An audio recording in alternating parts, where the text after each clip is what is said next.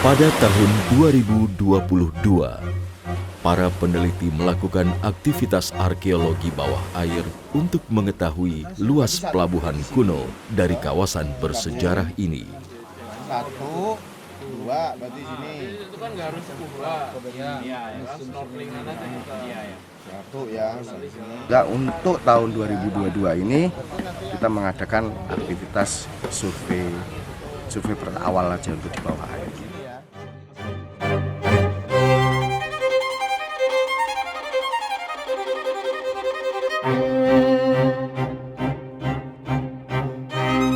Survei awal ini melibatkan para penyelam dan arkeologi maritim dari kantor BRIN, Arkeologi Sumatera Utara, peneliti kehutanan BPSI Kuok, Kementerian Lingkungan Hidup dan Kehutanan, peneliti Sultan Nate Institute, pakar arkeologi maritim Griffith University, Australia, dan Pusat Riset Arkeometri BRIN, ahli geologi.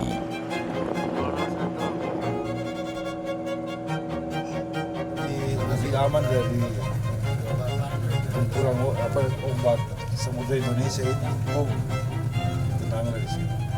Nyaman ya, Mas? Nyaman. Layak ya, harbor betul ya. Buat hardcore cocok mobilitek tuh. Istilahnya. Kalau bahasa Inggris lain harbor kan port. Tapi harbor lebih kecil ya, lebih besar kan harbor. Harbor lebih besar, kan? pangkalan. Aduh, polip. Pakai itu aja, Pak, safety pelampung. Campur, Pak. Campur ya.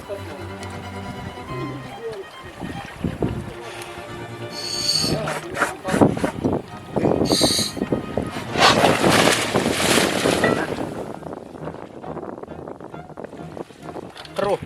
Iya.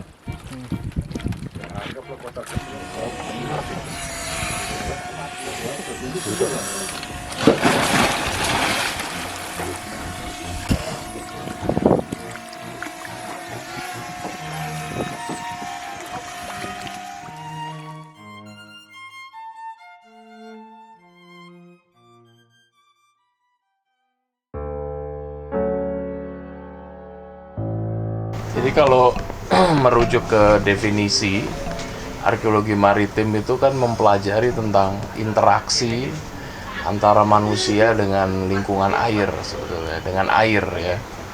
Jadi sangat luas gitu arkeologi maritim. Dan pembagiannya juga cukup banyak. Jadi ada di dalam ilmu arkeologi maritim itu ada arkeologi nautikal, lalu ada juga arkeologi bawah air, lalu juga ada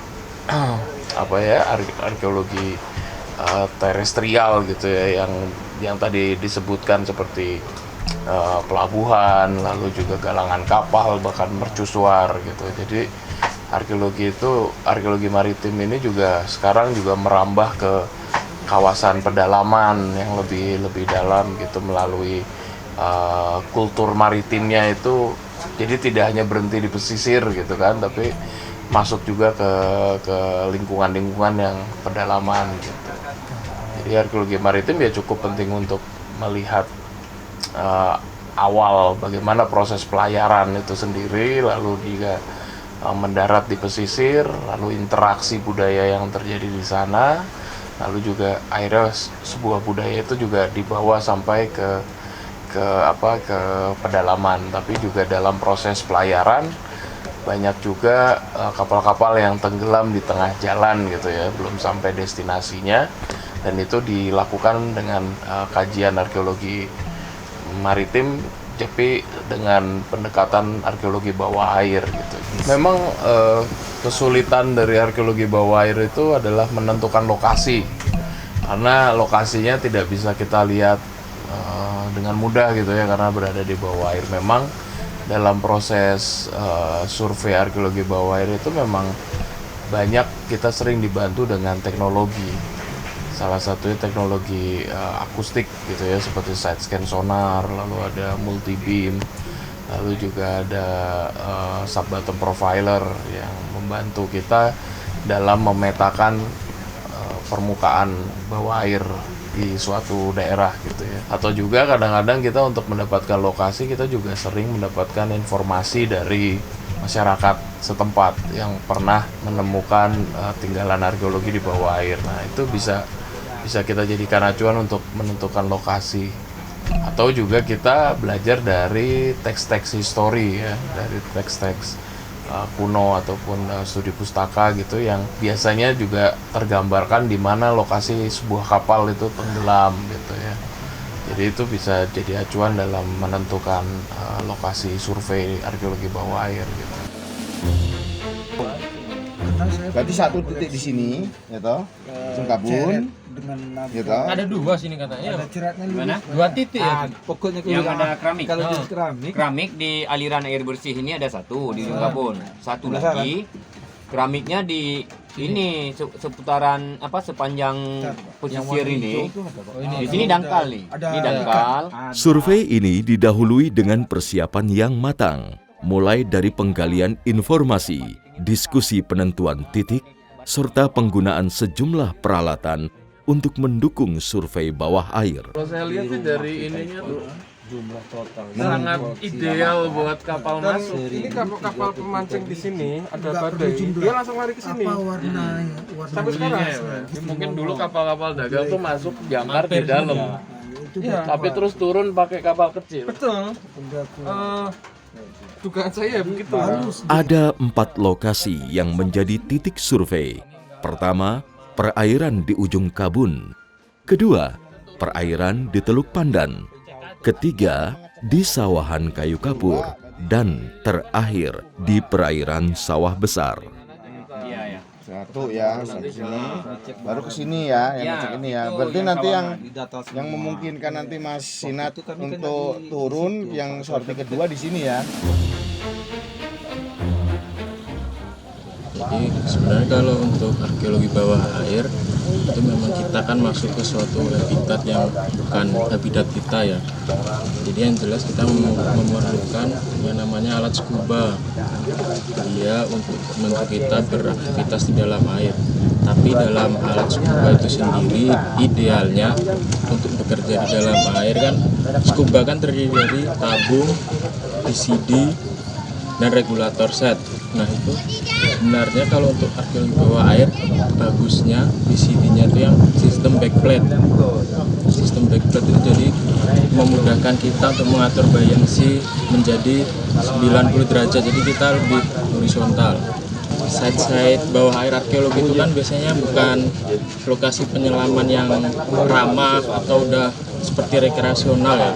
Jadi dia biasanya yang asing, jarang orang masuk. Jadi kalau bisa posisi menyelam dijaga seperti ini, streaming ya namanya, streaming. Jadi dia partikel yang ke bawah nggak keangkat oleh aktivitas kita, misal waktu kita ngayufin, itu partikelnya nggak keganggu. Jadi tetap aman dalam melakukan kegiatan bawah air di arkeologi. Tapi gini aja Mas, biar surface intervalnya nggak lama. Misalnya turun terus coba tadi batasin aja 15 menit. Melas menit kecil. Terus maksimal depthnya 18. Kita ngedep paling di Teluk Pandan. Iya. Kalau yang sini kan snorkelingan aja kan. Yang di itu juga kan Teluk Pandan ya, yang di Batu apa jenisnya? Ujung Kabun. Nah, Ujung Kabun juga kan. Yang penting ada dokumentasinya di bawah air. Tahun 2022 ini kita mengadakan aktivitas survei awal aja untuk di bawah airnya.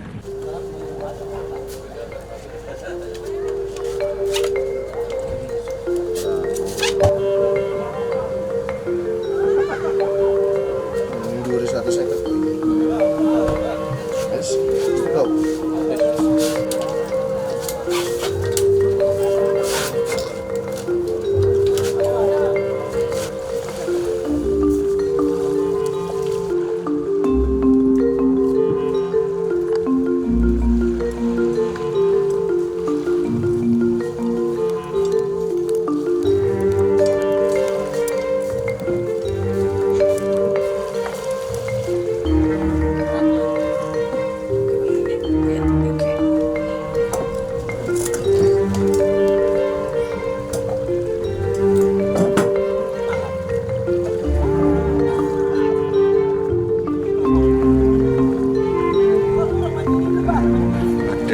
pertimbangan-pertimbangan tertentu yang menjadikan kita milih kawasan itu. Pertama adalah lokasinya itu sesuai untuk melakukan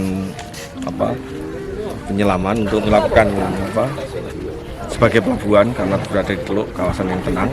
Kemudian di situ juga ada informasi dari masyarakat ditemukan ada pecahan keramik, jadi kita lakukan pengecekan di sana. Oh, ada informasi? Iya, ada informasi itu.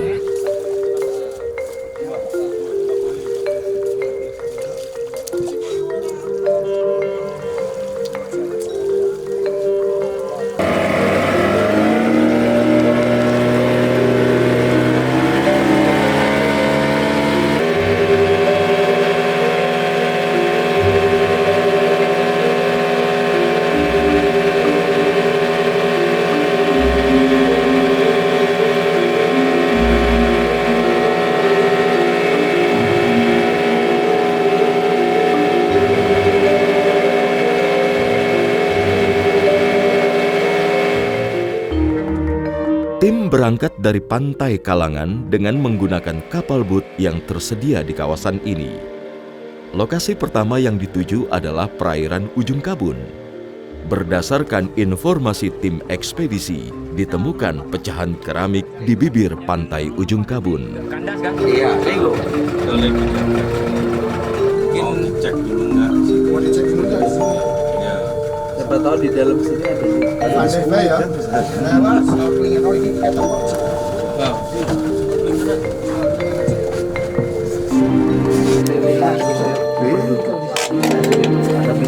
Ini jelas. Mana mau jebur? Enggak. Jebur lah. Enggak lah. Enggak mau pernah gampang. Udah gitu. Aja, ngeliatin aja gitu.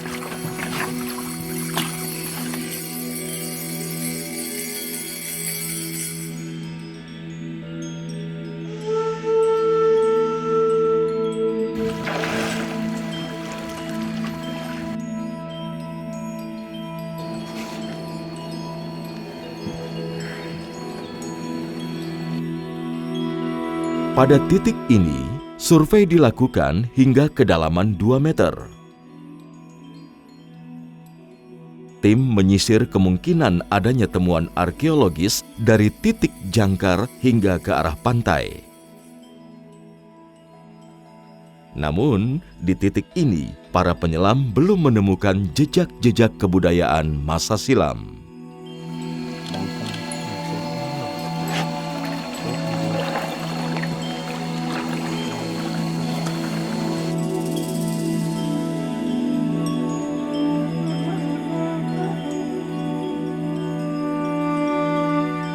Survei bawah air pun dilanjutkan ke titik berikutnya, yakni di perairan Teluk Pandan. Di kawasan ini, perairan cukup tenang.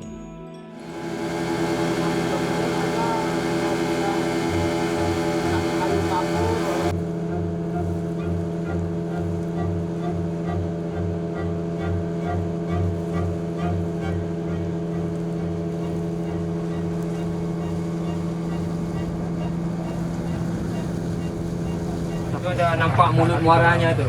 masuk ya. Enggak, maksudnya kita ke depan itu. Nah, itu yang apa sawangannya. Ya, antri ini. Gedaduk ora ya. Belakang situ. Oh, belakang. Sebelah mesin. Oh, sebelah mesin. Oh iya. Iya. Dan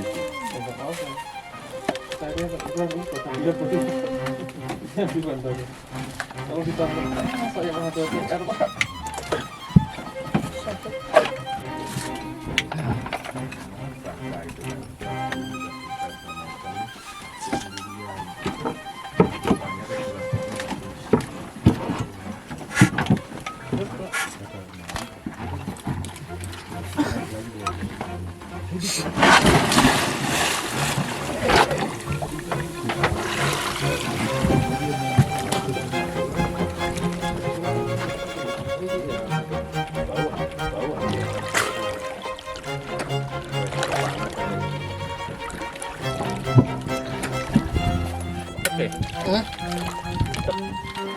Keruh.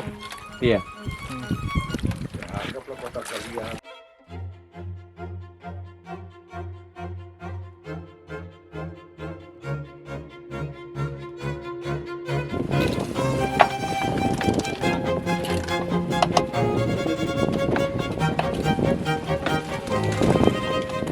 Kayak wartawan masa konflik gitu, harus buru-buru perang.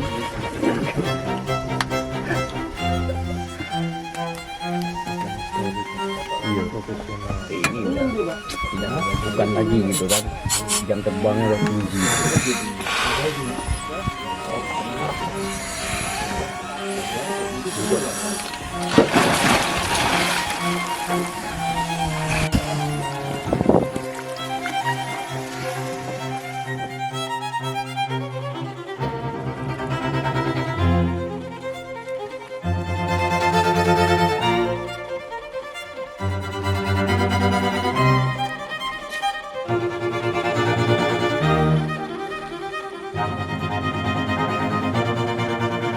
Pada saat tim melakukan penyelaman, jarak pandang di bawah air sangat terbatas akibat sedimentasi yang begitu tebal.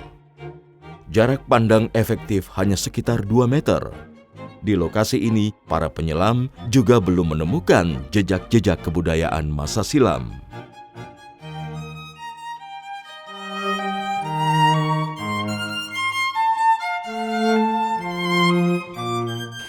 Untuk visibility lumayan bagus ya Mas Loji ya. Jadi sekitar 2 meter lah. Hampir 2 meter itu kita sudah bisa melihat lumpur yang ada di bawah itu, lapisan lempung. Tapi di bawah itu isinya lempung, lapisan permukaan dasar lautnya itu lempung. Kurang lebih kedalamannya sekitar seginilah, 1,5 meter lah ini mungkin ya. Mungkin lebih. Lebih bahkan. Jadi kami hanya bisa sampai segini, lebih.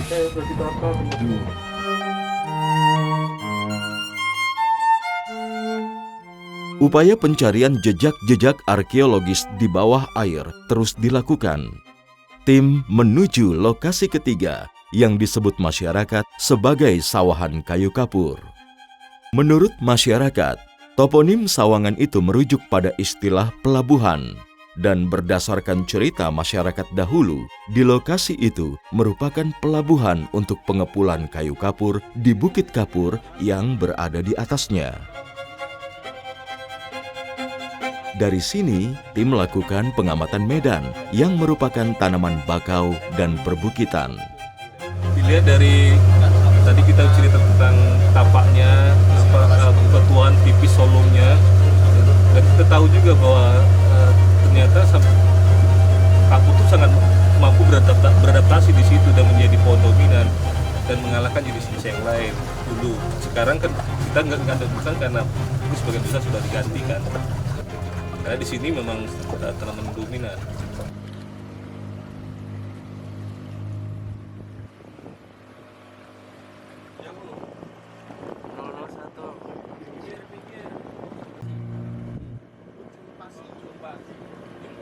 Jadi yang dasarnya sendiri itu, saya pakai istilah Pak Suwandi, itu tanah mineral juga. Jadi sedimen yang terendapkan itu tanah mineral Pak. Jadi bukan endapan laut, endapan lautnya di bawah. Jadi bakau ini hanya tumbuh di batas akarnya itu sampai tanah mineral, tidak bisa nembus ke sedimen laut Pak. Benar. Dampak dari patahan sendiri itu mengakibatkan patahnya lapisan aquifer, muncul mata air. Kalau sekarang kan tidak ya, tapi pada zaman itu ini belum ada bakau di laut semua nih. Jadi dia menjorok ke dalam Pak, dan lebih aman dari gempuran ombak Samudra Indonesia ini. Ditenanglah di situ. Harbor betul ini. Harbor dari teknik. Apa istilahnya? Kalau bahasa Inggris lain harbor kan port. Tapi harbor lebih kecil ya, lebih besar kan? Harbor lebih besar kan? Pangkalan. Karakternya mirip dengan perairan Teluk Kampai di Langkat. Jadi ada teluk, di depannya itu ada Pulau Kampai itu, sehingga perairannya dia relatif tenang sehingga memungkinkan kapal-kapal atau perahu-perahu untuk lego jangkar di sana. Dan di Pulau Kampai itulah ditemukan banyak tinggalan-tinggalan masa lalu. Sama dengan yang di sini kemungkinan potensinya ada ditemukan data-data seperti itu.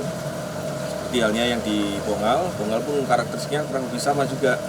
Jadi dia teluk, kemudian ada penghalang-penghalang di depannya sehingga dia perairannya lebih tenang, sehingga cocok untuk tempat berlabuh. Di situ juga tersedia sumber air bersih, sumber air tawar, sehingga bisa untuk jadikan permukiman maupun untuk isi ulang refill perbekalan mereka sepanjang pelayaran yang berikutnya. Jadi ini sangat potensial untuk kita cari telusur keberadaan aktivitas manusia masa lalu yang terkait dengan pelayaran perdagangan kapur di pantai barat Pulau Sumatera. Ketua Tim Penelitian Gabungan Situs Bongal, Dr. Eri Sudewo menilai perairan di kawasan ini sangat mirip dengan perairan Teluk Kampai. Perairan yang relatif tenang ini sangat cocok untuk pelabuhan. Pulau-pulau di depan kawasan ini menjadi benteng alami yang membuat perairan menjadi sangat tenang. Lebih dari itu, di Bukit Bongal dan pulau-pulau sekitarnya banyak ditemukan sumber air tawar.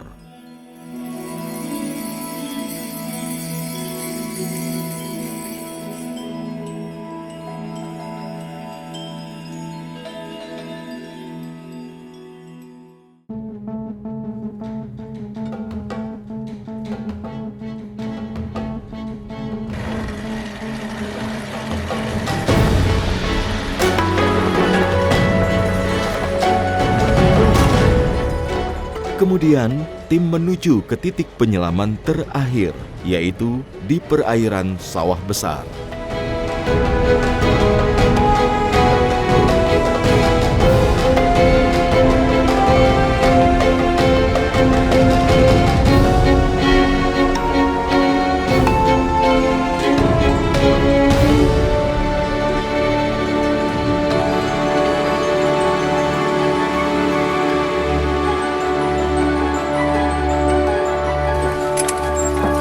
Campur Pak. Campur ya? Campur.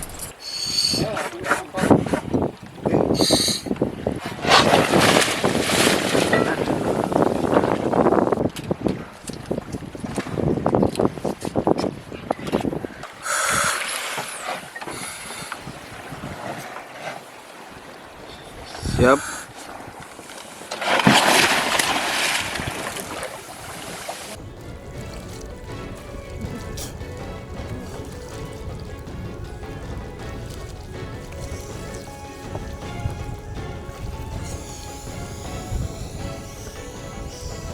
Tim melakukan penyisiran selama 15 menit dengan radius penyelaman 10 meter dari titik jangkar. Namun, di lokasi ini penyelaman belum membuahkan hasil.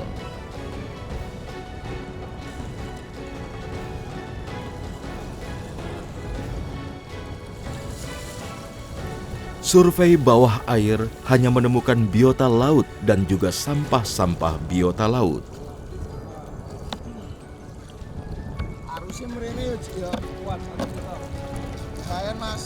Bersih semua, pasir ya.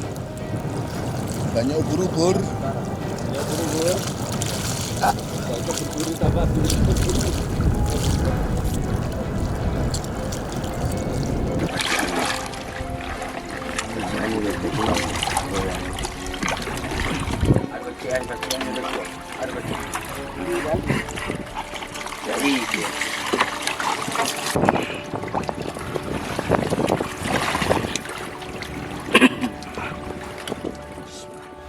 Untuk kegiatan pencarian bawah air ini memang ini sebenarnya masih awal ya sebenarnya untuk kegiatan bawah air di Bongal ini. Sedimen ini juga tentunya menutupi jejak-jejak aktivitas budayanya sendiri. Nah mungkin memang kalau kedepannya dengan tantangan seperti itu mungkin kita bisa memakai teknologi bantu dengan sub-bottom profiler atau dengan sonar, dan mungkin juga melakukan penggalian wawancara masyarakat lebih khusus lagi memang pada kegiatan bawah air atau jejak budaya bawah air yang ada di masyarakat sendiri. Bukan berarti nggak ada, tapi mungkin belum ketemu gitu. Karena sangat sulit menemukan lokasi yang tepat. Itu kadang-kadang kita bisa saja turun di lokasi yang salah gitu. Padahal mungkin harusnya kita geser sekitar 20 meter atau 50 meter, itu situsnya ada di situ gitu loh. Tapi karena keterbatasan data survei tadi, akhirnya situs tersebut bisa nggak ketemu gitu. Jadi ada rangkaian, istilahnya prosedur dalam survei arkeologi bawah air itu memang harus melalui hal-hal tersebut. Jadi dalam data arkeologi maritim, kalau kita mau melihat pelayaran itu ada 2 bukti sebetulnya. Ada direct evidence, ada indirect evidence. Jadi ada bukti langsung, ada bukti tidak langsung. Nah, bukti langsungnya adanya aktivitas pelayaran itu dibuktikan dengan adanya temuan kapal biasanya. Dan yang secara tidak langsung itu adalah adanya transfer barang import gitu ya, seperti keramik-keramik yang ditemukan di galeri juga, itu sebetulnya adalah bukti tidak langsung adanya terjadi aktivitas pelayaran. Dan yang kita lihat di galeri ya itu jelas menunjukkan pelayaran jarak jauh yang cukup signifikan dan menambah wawasan kita akan sejarah kemaritiman kita juga gitu ya, khususnya di daerah Bungal gitu. Dan apalagi ini kan terjadi di awal milenium pertama ya, jadi sekitar abad 7 dan di mana itu awal dari globalisasi sebetulnya, globalisasi perdagangan Samudra Hindia gitu ya, dan juga dari seluruh dunia gitu. Aktivitas arkeologi bawah air idealnya memang harus ditopang dengan peralatan yang memadai seperti sonar.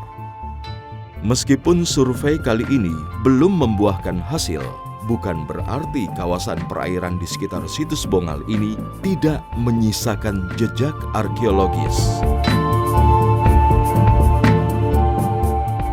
Temuan-temuan di situs Bongal telah menguatkan betapa kuatnya aktivitas maritim dan perdagangan internasional di pesisir barat Sumatera pada abad 6 hingga 10 Masehi.